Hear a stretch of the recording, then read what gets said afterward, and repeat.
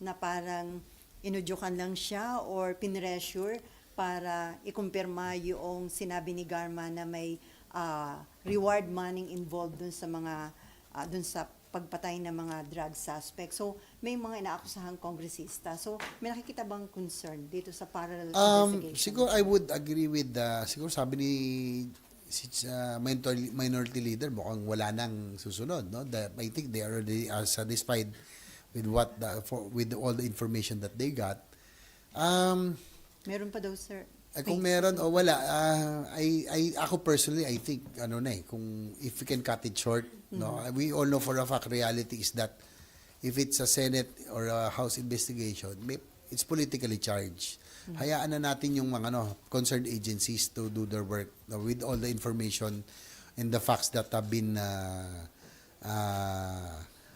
discovered, no, noong nakarang hearing. So,